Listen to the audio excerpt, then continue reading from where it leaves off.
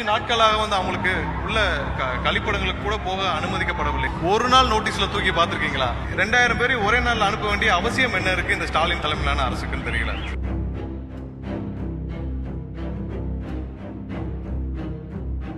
இது போன்ற ஒரு சர்வாதிகார போக்கை இந்த அரசு வந்து கடைபிடித்துட்டு வருது. இவர்களுக்கு கண்டிப்பாக இவங்க போட்ட அந்த ஜிஓவை கேன்சல் பண்ணி இவங்களுக்கு வந்து பணி நிரந்தரம் வந்து செஞ்சு கொடுக்கணும். இவர்களுக்கான உத்தரவாதத்தை இந்த அரசு வந்து வழங்க வேண்டும்.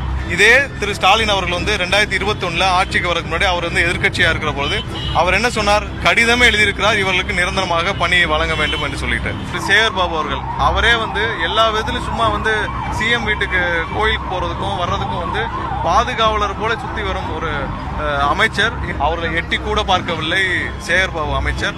மேயர் அவர்களும் வரவில்லை, துணை மேயர் அவர்களும் வரவில்லை. திரு சேகர் பாபு அவர்கள் வந்திருக்கிறாரு. வந்தப்போ என்னன்னா ரிப்பன் பில்டிங்க்கு பின்னாடி கதை வழியா வந்துட்டு ஓடி இருக்கிறார். நாளைக்கு இந்த 2000 பேரை வீட்டுக்கு அனுப்பிச்சிட்டு வேற மாநிலத்தில இருந்து பீகார்ல இருந்தோ ஒரிசால இருந்தோ 5000 ரூபாய்க்கு சம்பளத்துக்கு கூட்டு வந்து இங்க வேலை வைப்பாங்க. 2000 பேரை வந்து இங்க நடுத்தெருவில் உட்கார வச்சுட்டு 5 நாட்களா இந்த சைடு தான் எல்லா அமைச்சர்களும் போயிட்டு வராங்க, எல்லா அதிகாரிகளும் போயிட்டு வராங்க. யாருக்கும் இவர்கள் கண்ணுக்கு கூட தெரியவில்லை என்பதுதான் இங்க இருக்கிற பகுதியோட மக்களுடைய ஒரே வருத்தம். எங்களுடைய தலைவர் கண்டிப்பாக இதற்கு ஒரு தீர்வு வரும் வரை எங்களை அவர்களுடன் இருந்து அவர்களுக்கு தேவையான அனைத்து உதவிகளும் செய்ய சொல்லியிருக்கிறார். கண்டிப்பாக எங்களுடைய நிர்வாகிகள் அவங்களுடைய போராட்டம் முடியும் வரை அவங்களுக்கு தேவையான அனைத்து அடிப்படை உதவிகளையும் கண்டிப்பாக செய்வார்கள். எங்களுடைய தமிழக வெற்றி கழகத்தின் நிர்வாகிகள் பார்ட்டிசிபேட் பண்ணி அவங்களோட சேர்ந்து போராடி கைதானார்கள். நேரு ஸ்டேடியத்து பக்கத்தில் ஒரு நாள் முழுவதும் கைது செய்யப்பட்டிருந்தார்கள்.